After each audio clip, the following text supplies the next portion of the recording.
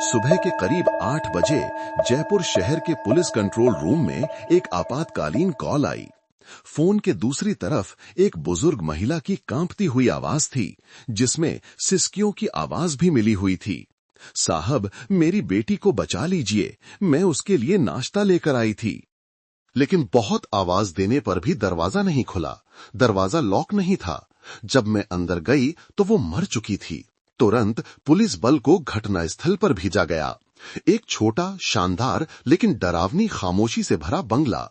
सूचना देने वाली महिला का नाम कमला देवी था, उम्र 60 से ज्यादा। पीड़िता की सगी मां वो दूसरे मंजिल के बेडरूम के दरवाजे पर बदहवास खड़ी थीं।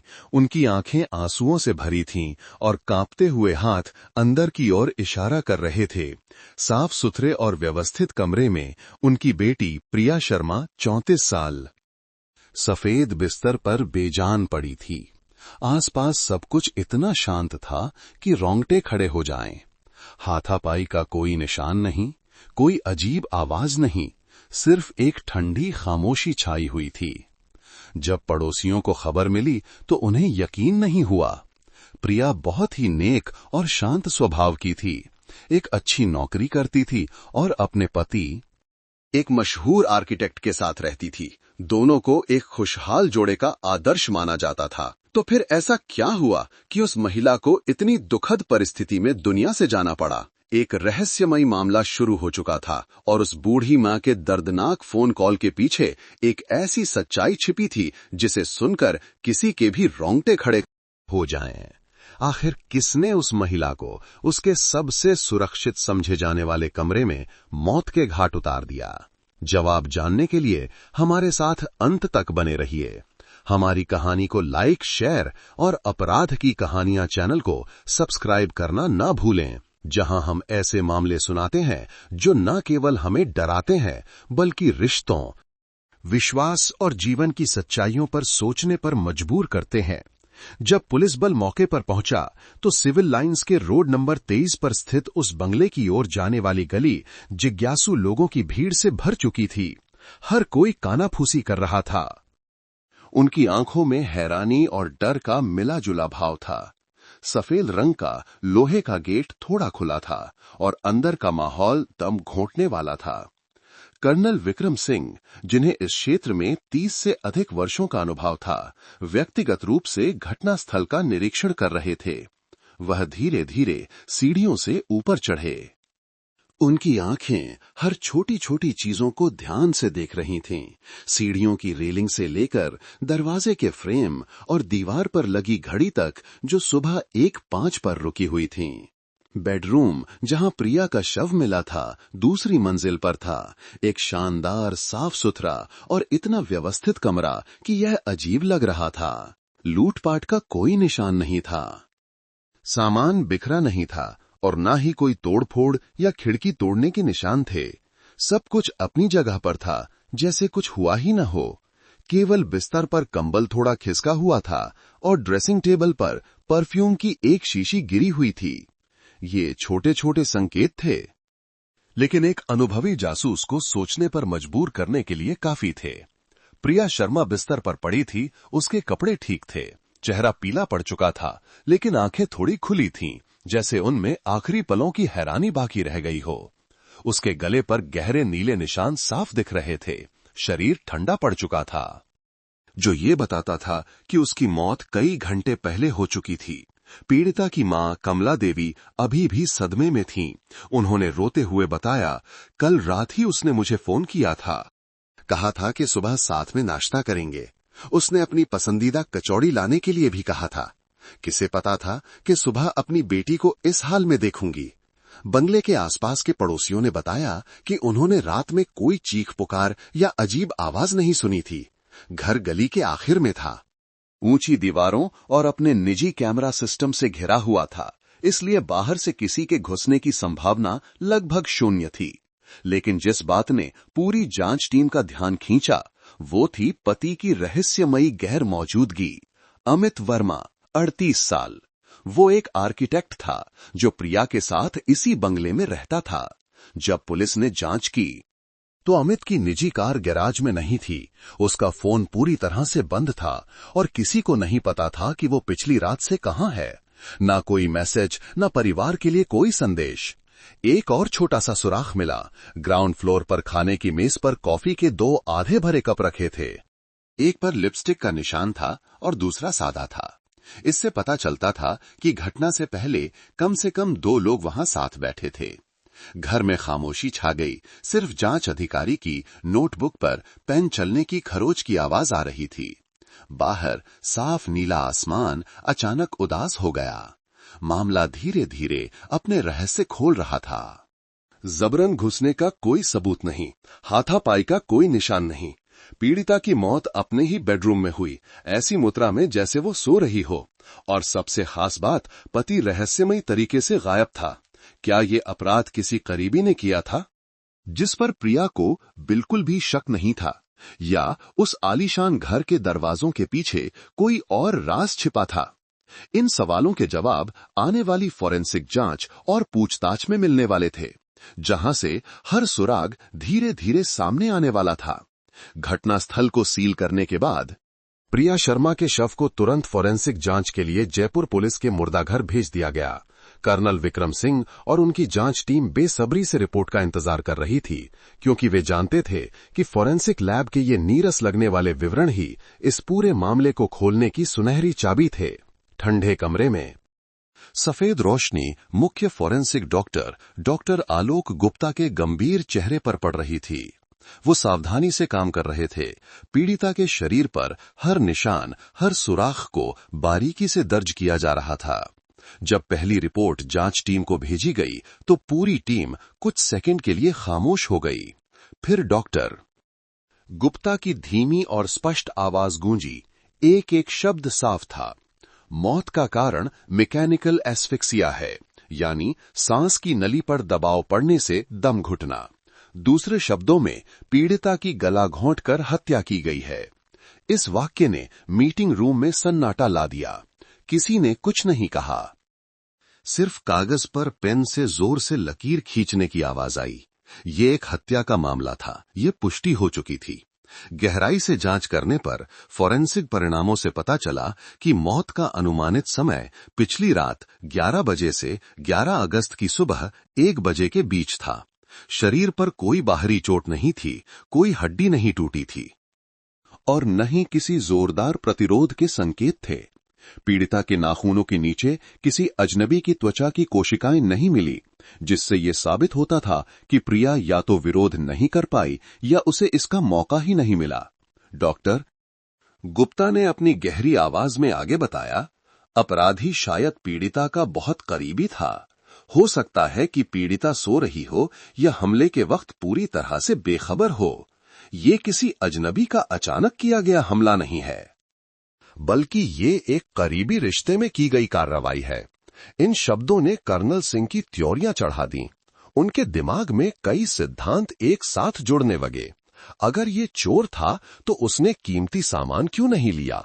अगर ये कोई दुश्मन था तो जबरन घुसने या हाथापाई के निशान क्यों नहीं थे? और अगर ये कोई परिचित था तो कौन देर रात प्रिया के पास बिना किसी संदेह के पहुंच सकता था? घटनास्थल की रिपोर्ट भी आ चुकी थी। सभी दरवाजों पर जबरदस्ती खोलने के कोई निशान नहीं थे। घर के अंदर का कैमरा सिस्टम रात 10:57 बजे बंद कर दिया गया था। ठीक प्रिया की मौत के अनुमानित समय से पहले किसी ने जानबूझकर निगरानी प्रणाली को निष्क्रिय कर दिया था और वो व्यक्ति निश्चित रूप से घर से अच्छी तरह वाकिफ था। पहेली के टुकड़े जुड़ने लगे थे और फिर जब आखिरी जानकारी दी गई तो पूरी जांच टीम समझ गई कि उनके पास पहला संदिग्ध है, पति अमित वर्मा। अभी भी संपर्क से बाहर था। उसका फोन बंद था, कार गैराज से गायब थी और 10 अगस्त की रात से किसी को नहीं पता था कि वो कहां है। मीटिंग रूम में माहौल जम सा गया। कर्नल सिंह ने मेज पर अपनी उंगली से धीरे धीरे थपथपाया। उनकी आवाज धीमी लेकिन दृढ़ थी। हम अभी किसी निष्कर्ष पर नहीं पहुंच सकते, लेकिन हमारे पास जो कुछ भी है उसके आधार पर वो नंबर 1 संदिग्ध है। उसी दोपहर अमित वर्मा की तत्काल तलाश के लिए एक अलर्ट जारी किया गया। राज्य के अंदर और बाहर सभी ट्रैफिक चौकियों को सूचित कर दिया गया। लेकिन जब उस रात जांच की फाइल अस्थायी रूप से बंद हुई तो कर्नल सिंह अकेले देर तक बैठे रहे। उन्होंने मेज पर फैली फोरेंसिक तस्वीरों को देखा। उस युवा महिला का चेहरा जिसकी आंखें पूरी तरह बंद भी नहीं हो पाई थीं, और एक गहरी सांस ली। एक मौत के पीछे हमेशा एक से ज्यादा कारण होते हैं, हम अभी केवल सतह देख रहे हैं। एक हत्या का मामला, एक गायब पति और एक रिश्ता जो खुशहाल लगता था। ये सब तो बस शुरुआत थी। फोरेंसिक रिपोर्ट की पुष्टि होते ही जयपुर पुलिस के महानिदेशक ने तुरंत एक आपातकालीन बैठक बुलाई। इस मामले ने न केवल जनता में दहशत फैला दी थी, बल्कि इसलिए भी सनसनी मचा दी थी क्योंकि पीड़िता एक सम्मानित सामाजिक पृष्ठभूमि से थी और उसका पति रहस्यमयी तरीके से गायब हो गया था। उस दिन पुलिस मुख्यालय के तीसरे तल का मीटिंग रूम पूरी रात रोशन रहा। जयपुर का एक बड़ा नक्शा मेज पर फैला हुआ था। घटनास्थल की तस्वीरें, फोरेंसिक रिपोर्ट और गवाहों के बयान जांच अधिकारियों के सामने बड़े करीने से रखे गए थे। माहौल तनावपूर्ण था। केवल मेज पर पेन की टिक टिक और कागजों की सरसराहट की आवाज आ रही थी। कर्नल विक्रम सिंह, जिन्हें जांच टीम का प्रमुख नियुक्त किया गया था, खड़े हुए। उनकी आवाज गहरी और स्पष्ट थी। ये एक बहुत ही गंभीर मामला है। घटनास्थल सुरक्षित है, कोई जबरन प्रवेश नहीं, कोई चोरी नहीं। इसलिए केवल दो संभावनाएं हैं, या तो पीड़िता ने आत्महत्या की है या किसी करीबी परिचित ने उसकी हत्या की है। और अब हम पहली संभावना को खारिज कर चुके हैं। हमें यह पता लगाना होगा कि पीड़िता के साथ आखिरी बार कौन था। इस सवाल ने जांच की कई नई दिशाएं खोल दी। कमरे में मौजूद हर चेहरे पर गहरी एकाग्रता दिखाई दे रही थी। रात में ही 3 जांच टीमों का गठन किया गया। पहली टीम इंस्पेक्टर समीर खान के नेतृत्व में पति अमित वर्मा का पता लगाने के लिए जिम्मेदार थी। उन्हें उसके सभी दोस्तों, रिश्तेदारों, निर्माण स्थलों, होटलों, पेट्रोल पंपों, ट्रैफिक कैमरों, यानी हर उस जगह की तलाशी लेनी थी जहां वो हो सकता था। कुछ ही घंटों में 40 से अधिक स्थानों की एक सूची तैयार की गई। अपराध शाखा के पुलिसकर्मी शहर के केंद्र से लेकर हरियाणा, उत्तर प्रदेश और गुजरात की सीमाओं तक हर दिशा में फैल गए। दूसरी टीम कैप्टन अंजलि शर्मा के नेतृत्व में पीड़िता प्रिया शर्मा के व्यक्तिगत संबंधों पर ध्यान केंद्रित कर रही थी। फोन, लैपटॉप से लेकर सोशल मीडिया तक हर डेटा को सावधानी पूर्वक जांचा जाना था। कैप्टन शर्मा जानती थीं कि इस डिजिटल युग में कोई भी रहस्य बिना इलेक्ट्रॉनिक निशान छोड़े नहीं रहता। बस धैर्यपूर्वक हर संदेश, हर कॉल को खंगालने की जरूरत है और सच्चाई धीरे धीरे सामने आ जाएगी। तीसरी team sub inspector Ravi Kumar के नेतृत्व में दोनों पति पत्नी के रिश्तेदारों, दोस्तों और सहकर्मियों से बयान लेने के लिए जिम्मेदार थी। उन्हें इस जोड़े के वैवाहिक जीवन की पूरी तस्वीर बनानी थी।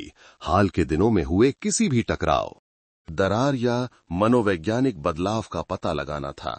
3 टीमें 3 दिशाओं में एक साथ काम कर रही थीं। प्राप्त जानकारी से पता चला कि अमित वर्मा और प्रिया शर्मा दोनों ही शिक्षित और आर्थिक रूप से संपन्न थे। अमित एक आर्किटेक्ट था जिसका अपना ऑफिस था और वो अक्सर काम के सिलसिले में बाहर जाता था। प्रिया एक बड़ी रियल एस्टेट कंपनी में मानव संसाधन प्रबंधक थी। उनकी शादी को 8 साल हो चुके थे और उनका एक छोटा बच्चा था जो अपने नाना नानी के साथ गांव में रहता था। बाहर से वे एक आदर्श परिवार लगते थे। शानदार घर, महंगी कार और दोनों पति पत्नी सफल थे। लेकिन जिस बात ने जांचकर्ताओं को परेशान किया वो ये थी कि उस बड़े घर में सिर्फ 2 लोग रहते थे और कैमरा सिस्टम ठीक हत्या के समय बंद कर दिया गया था। कैमरा किसने बंद किया? क्या ये संयोग था या जानबूझकर किया गया था? कर्नल सिंह जांच की दिशाओं के चार्ट को देखते हुए गहरी सोच में डूब गए।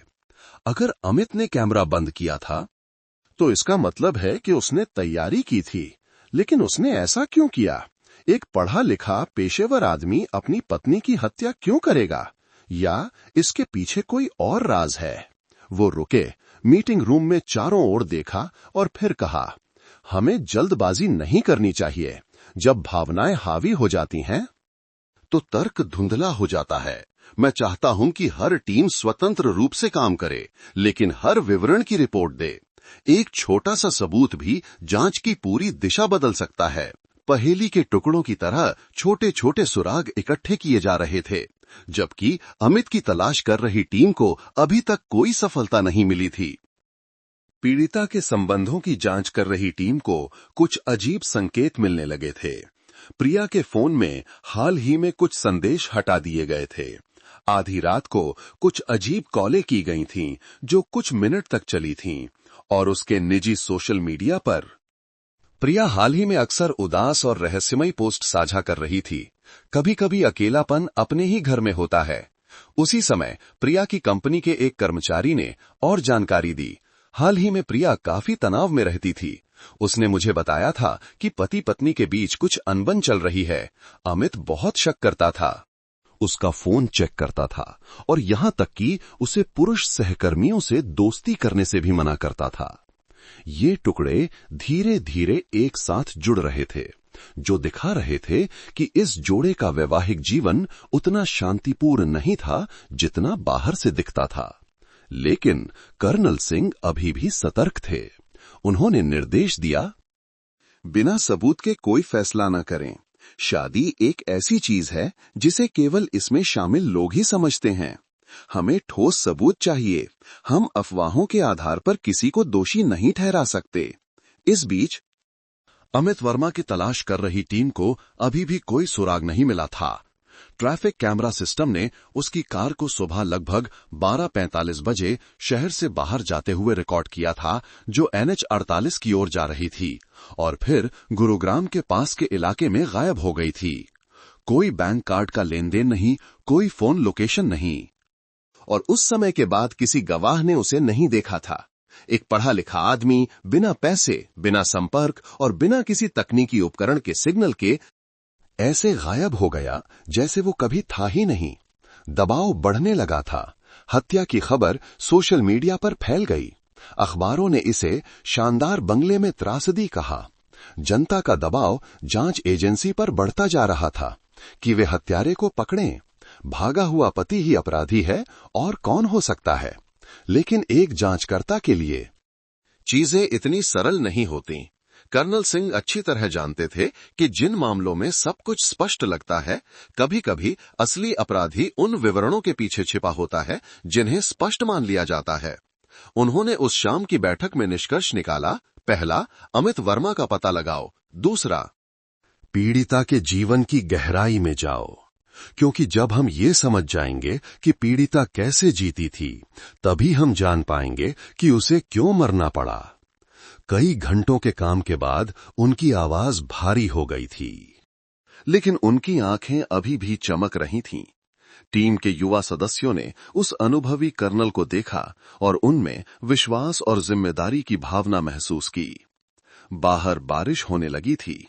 बारिश की रिमझिम आवाज कीबोर्ड की टिक टिक, फोन की छोटी घंटियों और गलियारे में तेज कदमों की आवाज में मिल गई। एक हत्या, एक परिवार और न जाने कितने रहस्य खुलने का इंतजार कर रहे थे। ये सब सच्चाई की खोज की यात्रा की बस शुरुआत थी, जहां हर सुराग, हर व्यक्ति या तो चाबी हो सकता था या एक बंद गली का दरवाजा। उस सुबह की जांच टीम की बैठक एक ऐसी जानकारी से शुरू हुई जिसने पूरी टीम को अपना पेन रोकने पर मजबूर कर दिया। कैप्टन अंजलि शर्मा, जो पीड़िता के व्यक्तिगत संबंधों की जांच कर रही थीं, को अभी-अभी तकनीकी विभाग से विश्लेषण के परिणाम मिले थे। प्रिया शर्मा के फोन और निजी कंप्यूटर से निकाले गए डेटा में कुछ ऐसे संदेश थे जो शुरू में हानिरहित लग रहे थे, लेकिन जब उन्हें एक साथ जोड़ा गया तो उन्होंने उस तथाकथित खुशहाल पारिवारिक जीवन की एक पूरी तरह से अलग तस्वीर पेश की। तकनीशियनों ने व्हाट्सएप पर कई चैट को रिकवर किया था, जिनमें से अधिकांश रोहन कपूर पीटी नाम के एक अकाउंट के साथ थे। शुरुआत में ये केवल दोस्ताना अभिवादन था, प्रिया, आज का वर्कआउट बहुत अच्छा था, जैसा मैंने बताया है वैसी ही डाइट बनाए रखने की कोशिश करना। लेकिन जैसे जैसे समय बीतता गया, लहजा और अधिक व्यक्तिगत होता गया। मुझे तुम्हारी याद आ रही है, बस तुम्हारी मुस्कान देखकर मेरी सारी थकान दूर हो जाती है। ये संदेश देर रात 11 बजे के बाद भेजे गए थे। एक ऐसा समय जब एक पत्नी को अपने पति के साथ होना चाहिए। इतना ही नहीं, विशेषज्ञों ने प्रिया के फोन में एक निजी फोटो फोल्डर भी खोजा, जिसमें ज्यादातर तस्वीरें जिन में ली गई थीं। कुछ अंतरंग सेल्फी थीं और उनमें रोहन कपूर नाम का वो व्यक्ति भी था, जो उस फिटनेस सेंटर में एक ट्रेनर था जहां वो अक्सर जाती थी। ऐसा लग रहा था कि सब कुछ साफ हो गया था। इस बीच तीसरी जांच टीम ने भी दोस्तों, पड़ोसियों और सहकर्मियों से कई बयान एकत्र किए। सभी ने कहा कि प्रिया और अमित का जोड़ा कभी बहुत खुश था, लेकिन पिछले लगभग 1 साल से चीजें धीरे धीरे बदल रही थीं। एक पड़ोसी ने साझा किया, मैं उन्हें अभी भी साथ काम पर जाते हुए देखता था। वे सामान्य रूप से नमस्ते करते थे, लेकिन ऐसा लगता था कि घर के अंदर अक्सर झगड़े होते थे। एक बार देर रात मैंने कुछ गिरने की आवाज सुनी और फिर सन्नाटा छा गया। प्रिया के एक सहकर्मी ने रियल एस्टेट कंपनी में बताया। प्रिया ने बताया था कि उसका पति बहुत शक करता है, उसका फोन चेक करता है और पुरुष सहकर्मियों से दोस्ती करने से मना करता है। एक बार वो ऑफिस में ही रो पड़ी थी, कह रही थी कि वो बहुत थक गई है। हर दिन शक में जीना तलाक से भी बदतर है। इन बयानों को सावधानी पूर्वक दर्ज किया गया। धीरे धीरे जांचकर्ताओं को एहसास हुआ कि उस शानदार और सफल बाहरी दिखावे के नीचे वो शादी अंदर से खोखली हो रही थी। अमित वर्मा मूल रूप से एक शांत, शिक्षित व्यक्ति था जो अपनी पत्नी से बहुत प्यार करता था। उसके दोस्तों ने पुष्टि की कि अमित बहुत शांत स्वभाव का था, अपनी पत्नी और बच्चे से प्यार करता था, बस थोड़ा मीन मेख निकालने वाला था। लेकिन समय के साथ साथ उसकी यह आदत शक और जलन के जुनून में बदल गई। उसने अपनी पत्नी का फोन चेक करना शुरू कर दिया, उसके काम पर जाने के समय के बारे में विस्तार से पूछता, दोस्तों के साथ हर मुलाकात के बारे में सवाल करता। जब भी वो प्रिया को मैसेज करते या स्क्रीन देखकर मुस्कुराते हुए देखता तो अमित गुस्सा हो जाता। उसने सुरक्षा के बहाने लिविंग रूम और गलियारे में अतिरिक्त कैमरे भी लगवा दिए थे, लेकिन असल में ये निगरानी के लिए था। शुरुआत में प्रिया ने विरोध किया, लेकिन कई झगड़ों के बाद वो चुप हो गई। उस महिला ने शांति के लिए चुप्पी को चुना, लेकिन यही चुप्पी हर दिन उनकी खुशी को मार रही थी। फिर एक दिन जब प्रिया तनाव दूर करने के लिए फिटनेस सेंटर गई तो उसकी मुलाकात रोहन कपूर से हुई, एक युवा, ऊर्जावान व्यक्ति जो सुनना जानता था, तारीफ करना जानता था, और धीरे धीरे समझे जाने की इस भावना ने प्रिया को एक ऐसे विवाहेतर संबंध में धकेल दिया जिसकी उसने खुद भी उम्मीद नहीं की थी। जांच टीम ने उस फिटनेस सेंटर से संपर्क किया जहां रोहन काम करता था। उन्होंने पुष्टि की कि प्रिया एक नियमित ग्राहक थी, अक्सर देर शाम को आती थी और कई बार रोहन ने उसे व्यक्तिगत रूप से प्रशिक्षित किया था। एक स्टाफ सदस्य ने धीरे से कहा, रोहन सर भी प्रिया मैडम को बहुत पसंद करते थे। सभी को लगता था कि वे सामान्य से ज्यादा करीब हैं, लेकिन किसी ने कुछ कहने की हिम्मत नहीं की। जैसे जैसे जांच आगे बढ़ी, सब कुछ और स्पष्ट होता गया। जलन का मकसद, जो शुरू में सिर्फ एक परिकल्पना थी, अब उसके पास वास्तविक आधार था। कैप्टन अंजलि शर्मा ने सभी सबूत पेश किए, तस्वीरें, संदेश, वर्कआउट शेड्यूल, कैफे के बिल्स और यहां तक कि जीपीएस लोकेशन भी, जो दिखाती थी कि 10 तारीख की रात को प्रिया घर लौटने से पहले रोहन के साथ एक कैफे में गई थी। रिपोर्ट कर्नल विक्रम सिंह के सामने रखी गई। उन्होंने हर तस्वीर, हर शब्द को देखा और फिर धीरे से एक गहरी सांस ली। कितनी विडंबना है, सिर्फ बातचीत की कमी के कारण, एक दूसरे पर विश्वास न करने के कारण। दो लोग जो कभी एक दूसरे से प्यार करते थे, उन्होंने एक दूसरे को इस त्रासदी की ओर धकेल दिया। इस बिंदु पर हत्या का मकसद स्पष्ट था। एक ईर्ष्यालु पति जिसे धोखा दिए जाने का एहसास हुआ, उसने अपना नियंत्रण खो दिया। एक थकी हुई पत्नी जिसने सहानुभूति के लिए किसी और का सहारा लिया। दोनों अपने अपने अकेलेपन में बहुत दूर चले गए थे और फिर एक अप्रत्याशित रात में त्रासदी घट गई। अमित वर्मा की तलाश का दायरा पूरे उत्तर भारत में बढ़ा दिया गया। पड़ोसी राज्यों जैसे हरियाणा, उत्तर प्रदेश, गुजरात, सभी को तत्काल गिरफ्तारी के लिए अलर्ट भेज दिया गया था, लेकिन अजीब तरह से उसका कोई पता नहीं चल रहा था। कोई बैंक लेन देन नहीं, कोई फोन सिग्नल नहीं, कोई कार की गतिविधि का निशान नहीं, जैसे कि वो आदमी दुनिया से गायब हो गया हो। पीछे सिर्फ एक ठंडा घर, एक मृत पत्नी और एक बूढ़ी मां जो अपनी बेटी की तस्वीर को रोते रोते गले लगाए हुए थी। उस रात देर गए जांच टीम के कार्यालय में कर्नल सिंह अभी भी अकेले बैठे थे। मेज पर अमित और प्रिया की शादी की तस्वीर थी जो जांच टीम को लिविंग रूम में मिली थी। दोनों हाथ में हाथ डाले मुस्कुरा रहे थे। उनकी आंखों में खुशी थी। उन्होंने उसे बहुत देर तक देखा और फिर धीरे से खुद से कहा, प्यार में कभी कभी धोखा शादी को नहीं मारता, बल्कि चुप्पी और शक मारता है। और कभी कभी लोगों को ये तब पता चलता है जब सब कुछ बचाने के लिए बहुत देर हो चुकी होती है। उन्होंने मोटी फाइल बंद कर दी। मामले की अब एक स्पष्ट दिशा थी, लेकिन हत्यारे को खोजने की यात्रा अभी भी मुश्किलों से भरी थी, क्योंकि भले ही मकसद साफ हो गया था, पति अभी भी सामने नहीं आया था। और जब तक वो नहीं मिल जाता, सिविल लाइंस के उस बंगले में हुई त्रासदी का अंतिम सच सामने नहीं आ सकता था। जब सारे सबूत अमित वर्मा की ओर इशारा कर रहे थे, जो उस फेटफुल रात को गायब हो गया था। जांच टीम सबसे तनावपूर्ण चरण में प्रवेश कर चुकी थी। नंबर 1, संदिग्ध की तलाश। किसी ने नहीं सोचा था कि ये मामला, जो अपराधी को पकड़ते ही बंद हो जाना चाहिए था, एक लंबी, थकाऊ और दबाव भरी खोज में बदल जाएगा। ट्रैफिक कैमरों के डेटा के अनुसार अमित की कार आखिरी बार 11 तारीख की सुबह 12:45 पर NH 48 पर देखी गई थी, जो गुरुग्राम की ओर जा रही थी। उसके बाद उसका कोई निशान नहीं था। उसी दिन एक व्यापक तलाशी अभियान शुरू किया गया। जयपुर से लेकर गुरुग्राम, अलवर और यहां तक कि दिल्ली तक की सभी चौकियों को पहचान के लिए सूचित किया गया था।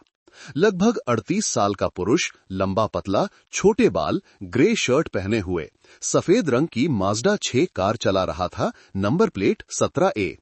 लेकिन लगातार 3 दिनों तक किसी ने उस कार को नहीं देखा।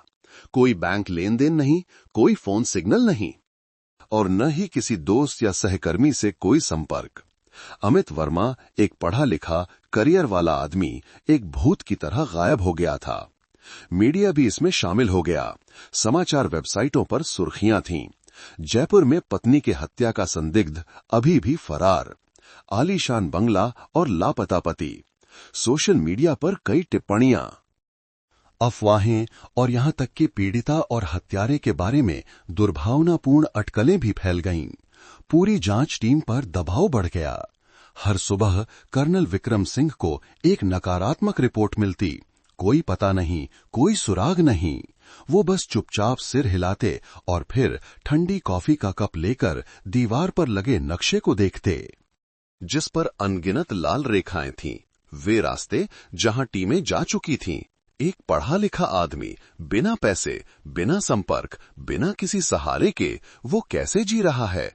ये सवाल उन्हें कई रातों तक परेशान करता रहा, लेकिन फिर उनके कई सालों के अनुभव ने उन्हें एहसास दिलाया, कोई भी हमेशा के लिए गायब नहीं हो सकता।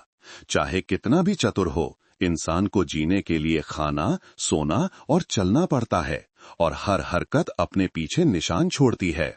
खोज के चौथे दिन गुरुग्राम की एक टीम ने बताया कि किसी ने अमित की उम्र के एक आदमी को शाहपुरा के एक छोटे से किराने की दुकान पर सामान खरीदते हुए देखा था, जो जयपुर की सीमा के पास है।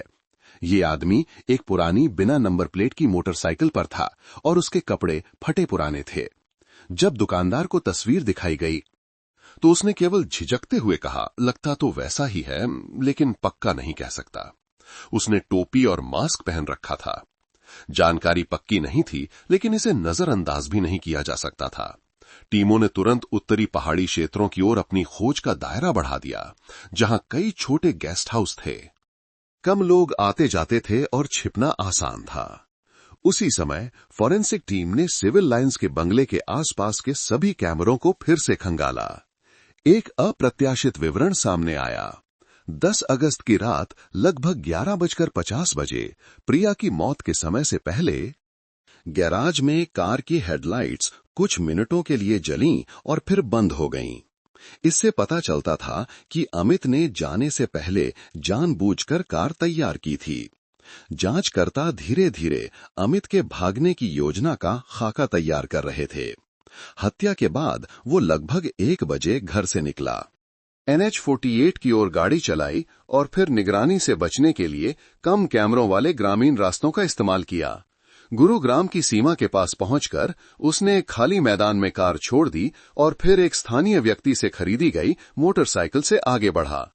कार 6 दिन बाद मिली, दरवाजे बंद थे, अंदर हाथापाई का कोई निशान नहीं था, केवल कुछ छुट्टे पैसे और पानी की एक बोतल थी, लेकिन आदमी अभी भी गायब था। उस सुराग से जांच टीम ने निष्कर्ष निकाला कि अमित किसी दूर दराज के इलाके में छिपा हुआ है, शायद उत्तरी पहाड़ी राज्यों में, जहां इलाका दुर्गम है और कम लोगों का ध्यान जाता है। खोज का दायरा शिमला, मनाली और यहां तक कि उत्तराखंड तक बढ़ा दिया गया। कुछ जासूसों ने छोटे बाजारों, बस स्टैंडों और सड़क किनारे के गेस्ट हाउसों में भेष बदलकर भी जांच की। कई रातों तक कर्नल विक्रम सिंह मुख्यालय से नहीं हटे। हर रिपोर्ट जो आती वो उसे ध्यान से पढ़ते। एक बार वो सुबह 3 बजे तक सिर्फ एक धुंधली कैमरा फुटेज को बार बार देखते रहे, जो एक टीम ने पड़ोसी राज्य से भेजी थी। इस आदमी की चाल अमित जैसी है, लेकिन चेहरा साफ नहीं है। खैर, इसे रख लो। कभी कभी सबसे धुंधला टुकड़ा ही सबसे महत्वपूर्ण होता है। वो समझते थे कि अमित को पकड़ना सिर्फ मामला बंद करना नहीं था, बल्कि उस बूढ़ी मां के दर्द से मुक्ति दिलाना भी था, और उस छोटे बच्चे के लिए भी, जिसे अभी तक पता नहीं था। एक मामला अंततः सिर्फ अपराध और सजा के बारे में नहीं होता, बल्कि उन जिंदगियों के बारे में भी होता है जो त्रासदी के भंवर में फंस जाती हैं। हत्या के 8वें दिन अमित वर्मा की गिरफ्तारी के लिए सूचना मीडिया में व्यापक रूप से प्रकाशित की गई। इसके बाद हॉटलाइन पर दर्जनों कॉल और संदेश आए। किसी ने कहा कि उसने उसे दिल्ली के बस अड्डे पर देखा है, तो किसी ने दावा किया कि वो एक पहाड़ी लॉज में है, लेकिन सब गलत निकले। जब तक कि शिमला के एक छोटे से गेस्ट हाउस के एक रिसेप्शनिस्ट ने ये नहीं बताया कि एक व्यक्ति 1 हफ्ते से अधिक समय से एक कमरा किराए पर लिए हुए है, बहुत कम बाहर निकलता है और उसका हुलिया वांटेड पोस्टर वाले व्यक्ति जैसा लगता है। तब जांच टीम ने तुरंत सत्यापन शुरू किया। परिणाम को जल्दबाजी में घोषित नहीं किया जा सकता था, क्योंकि आपराधिक जांच में जल्दबाजी कभी-कभी अपराधी को पकड़ने का एकमात्र मौका छीन लेती है। जासूसों को कार्रवाई करने से पहले निगरानी करनी थी, इलाके को घेरना था और पहचान की पुष्टि करनी थी। इस बीच बिखरे हुए गवाहों के बयानों से अमित वर्मा की एक तस्वीर उभरने लगी। एक थका हारा, दुबला पतला आदमी बस स्टैंड पर भटक रहा है, छुट्टे पैसों से ब्रेड खरीद रहा है, सड़क किनारे की चाय की दुकानों पर सो रहा है। वो शानदार आर्किटेक्ट नहीं था, नहीं उसके पास कार या सफेद शर्ट थी। बस एक भगोड़ा था जो अपराध बोध से तड़प रहा था, लेकिन थके होने के बावजूद वो अभी भी हर नजर से, हर कैमरे से, हर व्यक्ति से बचने की कोशिश कर रहा था। शायद अपने दिल की गहराइयों में वो जानता था कि कानून के हाथ अंततः उस तक पहुंच ही जाएंगे। ये लंबी खोज न केवल पुलिस बल के पेशेवर कौशल की परीक्षा थी, बल्कि उनके धैर्य की भी परीक्षा थी।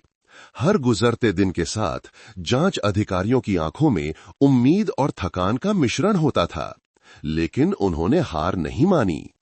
कर्नल सिंह ने एक तूफानी रात में अपने साथियों से कहा था, अपराध भाग सकता है, लेकिन गायब नहीं हो सकता। हमें अपराध से ज्यादा धैर्यवान होना होगा। ये वाक्य पूरी टीम के लिए प्रेरणा बन गया और वे चुपचाप, लगन से और धैर्यपूर्वक काम करते रहे। 7, 8 और फिर 9 दिन बीत गए। अमित वर्मा नाम का वो आदमी अभी भी कहीं पहाड़ों में भागने के अंधेरे में और अपने ही अपराध बोध की पीड़ा में था। लेकिन कानून का जाल चाहे कितना भी बड़ा क्यों न हो, उससे बचना मुश्किल है। उसका ये भागना अब अपने अंत के करीब था। हत्या के 9वें दिन, जब जासूसी टीमें अभी भी उत्तरी पहाड़ी इलाकों में सुरागों का पीछा कर रही थीं, कर्नल विक्रम सिंह को एक बात का एहसास हुआ, अमित वर्मा कोई पेशेवर अपराधी नहीं है, उसके पास पैसे नहीं हैं और न ही लंबे समय तक भागने की कोई योजना है। वो इसलिए नहीं भाग रहा है क्योंकि वो बचना चाहता है, बल्कि इसलिए भाग रहा है क्योंकि वो सामना करने की हिम्मत नहीं जुटा पा रहा है। कभी कभी जो चीज इंसान को कैद करती है वो लोहे की सलाखें नहीं बल्कि उसके मन का अपराध बोध होता है। कर्नल सिंह ने ऐसा कहा। उनकी आवाज उस मीटिंग रूम में गहरी हो गई जो कई रातों से पीली रोशनी में नहाया हुआ था। एक हफ्ते से अधिक की असफल खोज के बाद जांच टीम ने एक आपातकालीन बैठक की। सभी जासूसी टीमों ने बताया कि सभी भौतिक सुराग खत्म हो गए हैं, कोई कैमरा नहीं, कोई गवाह नहीं, पीछा करने के लिए कुछ भी नहीं बचा है। एक खामोशी छा गई।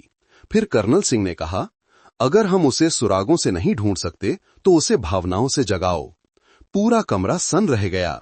ये एक मनोवैज्ञानिक दृष्टिकोण था, एक ऐसी विधि जिसमें ताकत से ज्यादा इंसान की समझ और संवेदनशीलता की जरूरत होती है।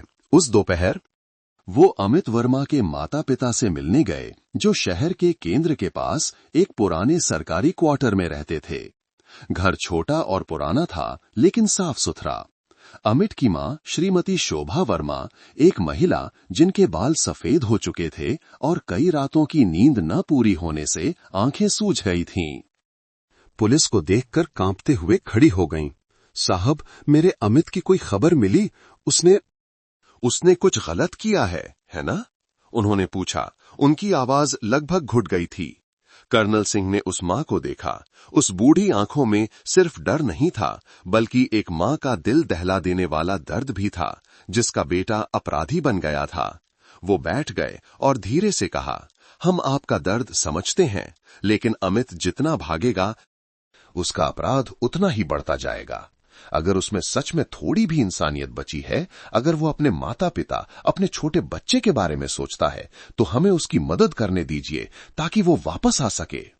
ये सुनकर श्रीमती वर्मा रो पड़ी। उन्होंने अपना सिर अपने हाथों में छिपा लिया और आंसू बहते रहे।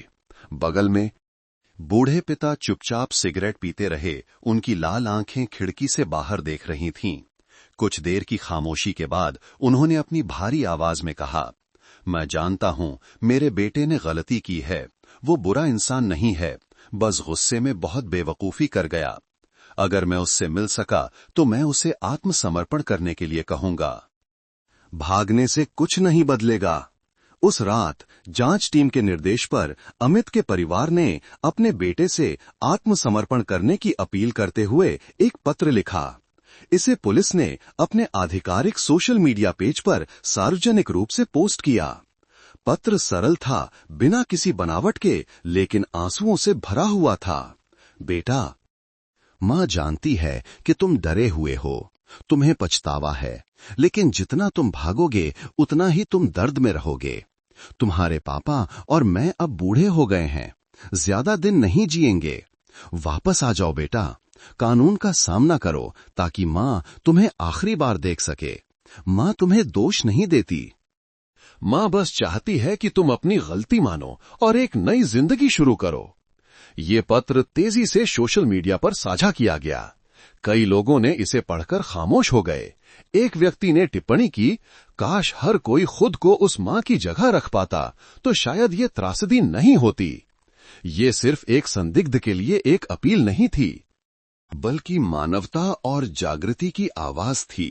अगले कुछ दिनों में जब ये जानकारी व्यापक रूप से फैली तो जांच टीम के कंट्रोल रूम में एक रहस्यमयी कॉल आई।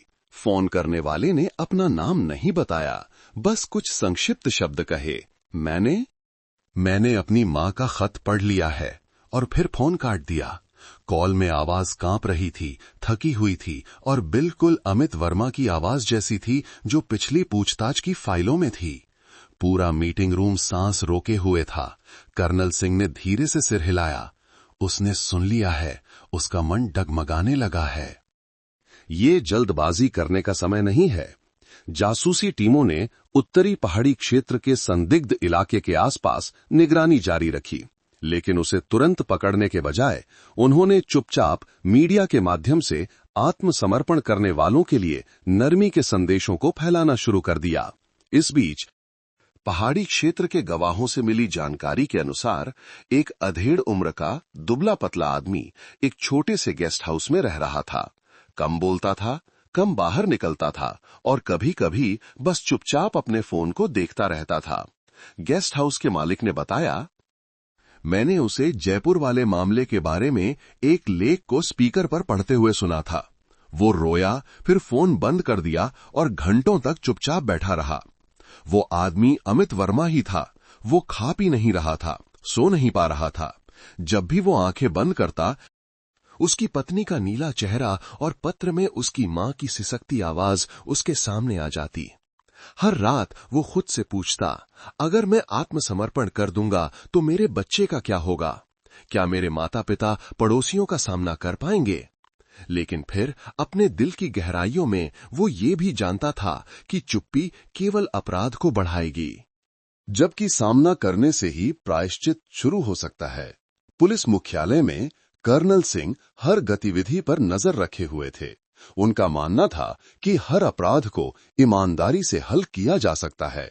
एक रात की बैठक में उन्होंने युवा अधिकारियों से कहा, ये मत सोचो कि केवल हथकड़ियां ही इंसान को झुका सकती हैं।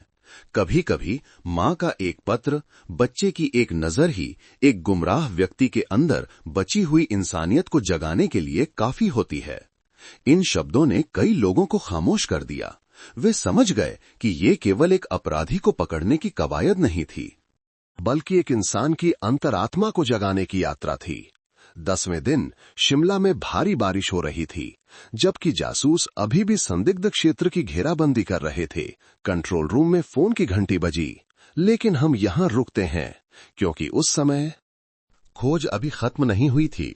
अमित वर्मा के मन में मनोवैज्ञानिक तूफान अपने चरम पर था। उसने अभी तक आत्मसमर्पण नहीं किया था, लेकिन उसका दिल पिघलना शुरू हो गया था और इसके पीछे उन कानून के रखवालों का धैर्य और मानवता थी, जो न केवल अपराध की तलाश करते हैं, बल्कि अपराधी के अंदर के इंसान को भी ढूंढते हैं। 20 मई 2024 की सुबह शिमला में धुंध छाई हुई थी। नम और ठंडी हवा ने पूरे छोटे शहर को अपनी चपेट में ले लिया था, जैसे कि वो भी सांस रोके हुए हो।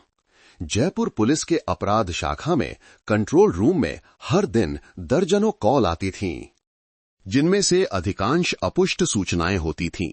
लेकिन उस सुबह 8:35 पर आई कॉल ने सभी को खामोश कर दिया। दूसरी तरफ एक आदमी की भारी, थकी हुई और कांपती हुई लेकिन दृढ़ आवाज थी, मैं अमित वर्मा हूं, मैं आत्मसमर्पण करना चाहता हूं। उस पल कंट्रोल रूम में सन्नाटा छा गया। ड्यूटी पर मौजूद अधिकारी ने तुरंत अपने साथी को रिकॉर्डिंग का इशारा किया और साथ ही अपनी आवाज को शांत रखने की कोशिश की। अमित, तुम कहां हो? शांत रहो, हम तुम्हारी रक्षा करेंगे।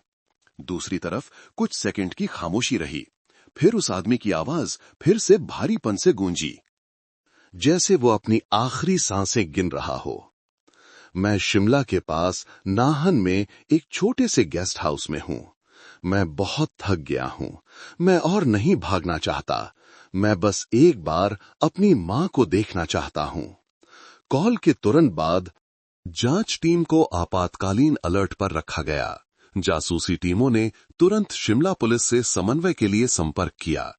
कैप्टन अंजलि शर्मा के नेतृत्व में एक विशेष टीम को उसी सुबह रवाना कर दिया गया, जो उस आदमी को वापस लाने के लिए 200 किलोमीटर से अधिक की दूरी तय करने वाली थी।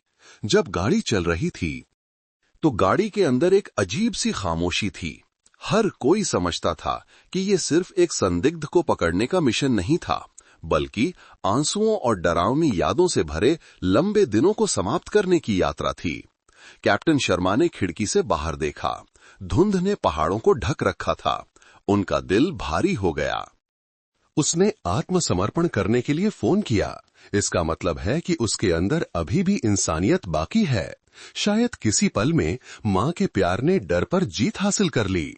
जब टीम नाहन के होटल रॉयल पहुंची तो मालिक ने कांपते हुए दूसरी मंजिल के कमरा नंबर 203 की ओर इशारा किया।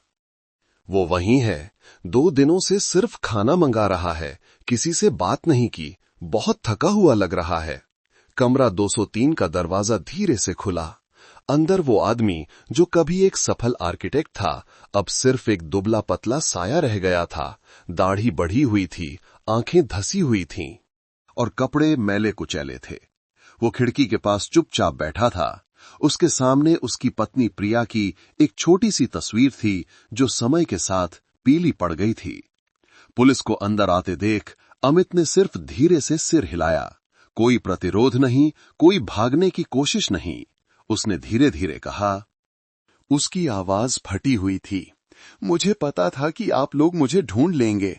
मैं बस कुछ दिनों से फोन करने की हिम्मत जुटा रहा था।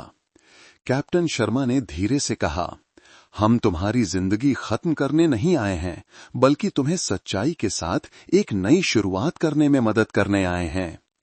अमित ने सिर झुका लिया। उसके धसे हुए चेहरे पर आंसू की एक बूंद लुढ़क गई। एक ऐसे इंसान का आंसू जो भागते भागते थक चुका था। उसी दोपहर अमित वर्मा को एक विशेष वाहन में जयपुर वापस लाया गया। रास्ते में वो चुपचाप खिड़की से बाहर देखता रहा। सड़क के दोनों ओर सुनहरे धान के खेत थे। दूर दूर तक वे घर दिख रहे थे जहां वो कभी रहता था। हंसता था और प्यार करता था। गाड़ी में कोई कुछ नहीं बोला, बस कभी कभी अमित धीरे से पूछता, मेरी मां ठीक तो है? कैप्टन शर्मा ने धीरे से जवाब दिया, वो तुम्हारा इंतजार कर रही हैं। बस तुम आत्मसमर्पण करने का अपना वादा निभाओ, तुम जल्द ही उनसे मिल सकोगे। ये सुनकर अमित धीरे से मुस्कुराया। एक फीकी मुस्कान जिसमें कड़वाहट मिली हुई थी। मैंने सोचा था कि अगर मैं काफी देर तक भागता रहा तो सब कुछ खत्म हो जाएगा, लेकिन पता चला कि हर गुजरता दिन मुझे और डरा रहा था। मैं अब और नहीं भागूंगा। उस आदमी के चेहरे पर थकान की जगह एक अजीब सी शांति ने ले ली थी, जैसे कि वो कानून की सजा को अपनी मुक्ति के रूप में स्वीकार कर रहा हो। उस शाम जब गाड़ी जयपुर पुलिस मुख्यालय पहुंची तो कई अधिकारी पहले से ही इंतजार कर रहे थे। कोई जयकार नहीं, कोई तालियां नहीं, बस उन लोगों की खामोशी थी जो न्याय के असली मूल्य को समझते थे। अमित गाड़ी से उतरा। उसके दोनों हाथ आपस में बंधे थे। जब उसे कार्यालय में ले जाया गया तो उसने स्वेच्छा से कबूल किया, मैं जानता हूं कि मेरे अपराध को माफ नहीं किया जा सकता, लेकिन मैं सब कुछ बताना चाहता हूं, सफाई देने के लिए नहीं, बल्कि अपनी बात कहने के लिए, ताकि मेरा बेटा बाद में जान सके कि उसके पिता ने अपनी गलती की कीमत चुकाई थी। कर्नल विक्रम सिंह पास खड़े उस आदमी को देर तक देखते रहे। उन्हें अपने सामने एक पत्नी का हत्यारा नहीं, बल्कि एक ऐसा इंसान दिख रहा था जो गहरे पछताव में डूबा हुआ था। कानून अपराध को दंडित करेगा, लेकिन सच्चाई और ये ईमानदारी प्रायश्चित का पहला कदम है, उन्होंने अपनी गहरी और वजनदार आवाज में कहा। अमित वर्मा के आत्मसमर्पण की खबर तेजी से सोशल मीडिया पर फैल गई। लोग अब पहले की तरह तीखी बहस नहीं कर रहे थे, बल्कि राहत और सहानुभूति व्यक्त कर रहे थे। एक टिप्पणी को हजारों बार साझा किया गया। अंत में उसने सही रास्ता चुना। इस त्रासदी में कोई नहीं जीता, केवल दर्द बचा है, लेकिन कम से कम इंसानियत बची है। गांव में जब बेटे के आत्मसमर्पण की खबर मिली तो श्रीमती वर्मा फर्श पर बैठ गईं और फूट फूट कर रोने लगीं। ये आंसू इतने दिनों की पीड़ा के बाद राहत के थे। वो वापस आ गया, भले ही उसे कीमत चुकानी पड़े, कम से कम उसने अपनी मां को ये जाने बिना मरने नहीं दिया कि उसका बेटा कहां है। 10 से अधिक तनावपूर्ण दिनों और रातों के बाद जयपुर के दुखद मामले में पति की तलाश आधिकारिक तौर पर समाप्त हो गई। कोई गोली नहीं चली, कोई हिंसक गिरफ्तारी नहीं हुई, बस एक छोटी सी फोन कॉल और आत्मसमर्पण करने का एक साहसी निर्णय। जांच टीम की अंतिम रिपोर्ट में कर्नल सिंह ने कांपते हाथों से एक और पंक्ति जोड़ी, अपराध को इंसान ने पकड़ा, लेकिन उसे अंतरात्मा ने खत्म किया।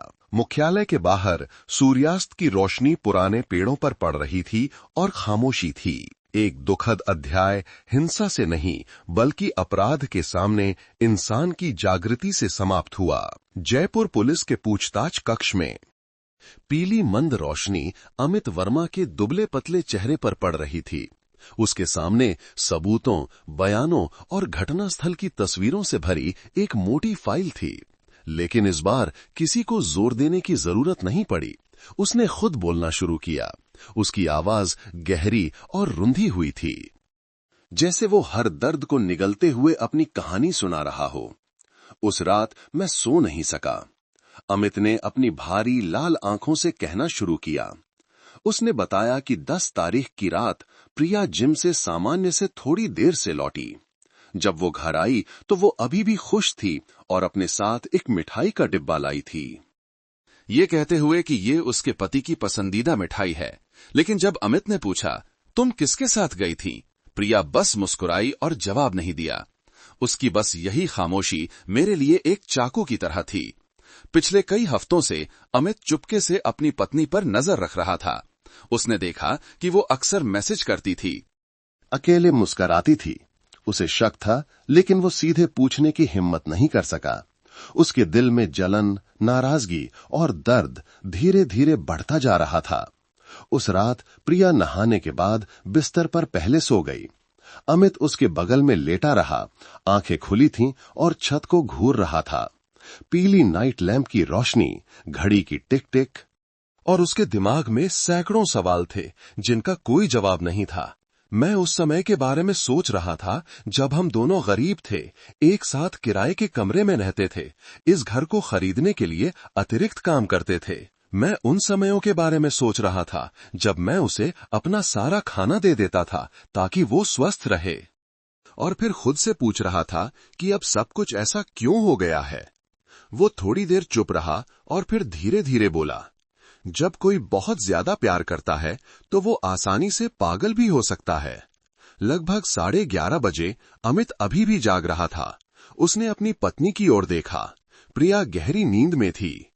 उसका चेहरा शांत था, लेकिन कुछ ही मिनटों बाद उसने स्पष्ट रूप से नींद में एक फुसफुसाहट सुनी, जैसे नींद में एक गहरी सांस हो। रोहन, वो नाम जो उसने संदेशों में देखा था, जिस पर उसे इतने समय से शक था, आधी रात में एक सांस की तरह गूंजा। लेकिन इसने सब कुछ तबाह कर दिया। अमित ने बताया, मुझे लगा जैसे किसी ने मेरा दिल निचोड़ लिया हो। गुस्सा, दर्द, घुटन, सब कुछ एक साथ आ गया। मुझे कुछ भी सुनाई नहीं दे रहा था। सब कुछ अंधेरा हो गया। उसने कहा कि उस पल में वो खुद नहीं था। वो उस पर झपटा, अपने दोनों हाथों से उसका गला घोंट दिया, चिल्लाते और रोते हुए। क्यों? तुमने मुझे धोखा क्यों दिया? प्रिया चौंक कर जाग गई। डर के मारे अपने पति के हाथ हटाने की कोशिश की। उसके मुंह से बस इतना ही निकल सका, जी सुनिए। लेकिन तब तक बहुत देर हो चुकी थी। कुछ ही सेकंड बाद उस महिला का शरीर ढीला पड़ गया। कमरा फिर से शांत हो गया, लेकिन जीवन वहां से हमेशा के लिए चला गया था। अमित फर्श पर गिर पड़ा। उसने बताया, मैं उसे चुपचाप लेटे हुए देखता रहा और उसका नाम पुकारता रहा, उसे हिलाता रहा, लेकिन वो सांस नहीं ले रही थी। मुझे विश्वास नहीं हो रहा था। मैं चिल्लाया और फिर अपना मुंह बंद कर लिया ताकि पड़ोसी न सुने। काफी देर बाद उसने धीरे धीरे अपनी पत्नी पर कंबल डाला, उसके बिखरे बालों को ठीक किया और घंटों तक चुपचाप उसे देखता रहा। मैंने सोचा, काश उस समय वो जाग जाती, मुझे डांटती, मुझे गाली देती, यहां तक कि मुझे थप्पड़ मार देती। बस वो सांस ले रही होती। लगभग 1 बजे जब डर हावी हो गया तो उसने भागने का फैसला किया। उसने कपड़े बदले, कुछ नकदी निकाली और गाड़ी लेकर घर से निकल गया। जाने से पहले उसने आखिरी बार अपनी पत्नी को देखा। वो ऐसे लेटी थी जैसे सो रही हो। मुझे विश्वास नहीं हो रहा था कि मैंने उस इंसान को मार दिया है जिसे मैं सबसे ज्यादा प्यार करता था। जब पूछा गया कि उसने पहले आत्मसमर्पण क्यों नहीं किया, तो अमित ने बस सिर झुका लिया। उसकी आवाज भारी थी। मैं डर गया था। मैं सामना करने की हिम्मत नहीं कर सका। हर रात मैं सपने में देखता था कि वो बिस्तर के पास खड़ी है और मुझसे पूछ रही है, तुमने ऐसा क्यों किया? मैं भागता था, लेकिन जहां भी जाता मुझे उसका साया दिखाई देता था। उसने बताया कि भागने के 10 दिन ऐसे थे जैसे 10 दिन बिना खाए पिए, बस पानी और ब्रेड पर जिंदा रहा। मैंने सोचा था कि मैं हमेशा के लिए भाग सकता हूं, लेकिन फिर जब मैंने सुना कि मेरी मां ने एक पत्र लिखा है तो मैं टूट गया। मैं जानता था कि मेरी मां बहुत दर्द में है। मैं उसे शर्मिंदगी में मरने नहीं दे सकता। उसके हर शब्द के साथ कमरा और भी शांत होता गया। उसकी आवाज सपाट थी। वो कोई बहाना नहीं बना रहा था, कोई दोष नहीं दे रहा था, बस एक नग्न और कड़वा कबूलनामा था। जब पूछा गया कि क्या उसे लगता है कि उसे सच में धोखा दिया गया था, अमित बहुत देर तक चुप रहा और फिर धीरे धीरे बोला, अब सोचता हूं तो हो सकता है कि वो उस आदमी को सिर्फ पसंद करती हो। ये पक्का नहीं था कि उसने कोई सीमा लांघी थी, लेकिन मैंने उसे सफाई देने का मौका नहीं दिया। मैंने उसे अपनी जलन और मर्दों वाली झूठी शान की वजह से मार डाला। उसने एक गहरी सांस ली और अपने हाथों को देखा। वे हाथ जिन्होंने उसके सबसे प्यारे इंसान की जान ले ली थी। अगर मैं वापस जा सकता तो मैं चुपचाप चले जाने का विकल्प चुनता। दर्द सहना बेहतर होता उस इंसान को मारने से जिसने मेरे साथ आधी जिंदगी बिताई थी। एक आंसू की बूंद मेज पर गिरी, जिससे बयान की स्याही फैल गई। पूरा बयान सुनने के बाद कर्नल विक्रम सिंह बहुत देर तक गहरी सोच में डूबे रहे। वो समझ गए कि ये सिर्फ जलन में की गई हत्या का मामला नहीं था, बल्कि उन लोगों की त्रासदी थी जो संवाद करना नहीं जानते थे। एक बुद्धिमान आदमी जिसमें आत्मनियंत्रण की कमी थी। एक महिला जो सुने जाने की लालसा रखती थी, लेकिन उसने चुप्पी को चुना। दो लोग जो एक दूसरे से प्यार करते थे, लेकिन एक दूसरे से बात नहीं कर सकते थे। उन्होंने अमित को देखा। उनकी आवाज कठोर और दुखद दोनों थी। कानून तुम्हें तुम्हारी सजा देगा, लेकिन तुम्हें यह समझने के लिए जीना होगा कि चुप्पी, शक और गुस्सा अगर नियंत्रित ना किया जाए तो एक पूरी जिंदगी को मार सकता है। अमित ने सिर झुकाकर धीरे से जवाब दिया, मैं जानता हूं। ये कीमत किसी भी सजा से भारी है। 4 घंटे से अधिक समय के बाद पूछताछ समाप्त हुई। अमित वर्मा को जेल भेज दिया गया। बाहर निकलते समय वो रुका, मेज पर रखी अपनी पत्नी की तस्वीर को देखा और फिर धीरे से कहा, प्रिया, मुझे माफ कर दो। कमरे में किसी ने कुछ नहीं कहा। कुछ युवा जांचकर्ताओं ने चुपचाप मुंह फेर लिया, क्योंकि वे महसूस कर सकते थे कि उस अपराध ने उस आदमी को अंदर से ही दंडित करना शुरू कर दिया था। उस समय मामला सुलझ चुका था। कोई सह अपराधी नहीं, कोई पूर्व नियोजित हत्या नहीं, बस नियंत्रण खोने का एक पल, एक अंधी जलन और एक जान जो हमेशा के लिए चली गई। लेकिन उस कबूलनामे के पीछे अभी भी एक लंबा रास्ता था।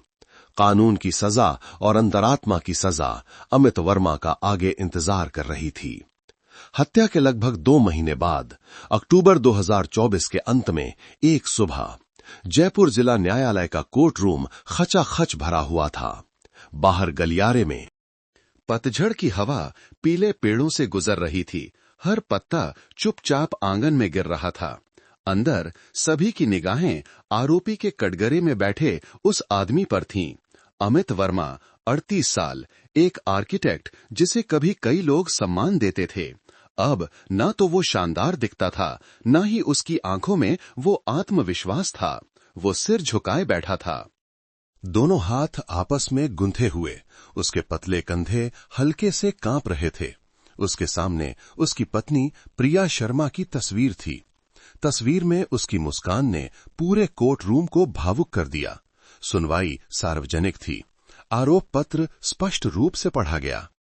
हर शब्द सुनने वालों के दिलों में एक चाकू की तरह चुभ रहा था। आरोपी अमित वर्मा ने जलन और नियंत्रण खोने की स्थिति में अपनी पत्नी प्रिया शर्मा का गला घोंटकर हत्या कर दी और फिर फरार हो गया। आरोपी का ये कृत्य भारतीय दंड संहिता की धारा 302 के तहत हत्या का अपराध है।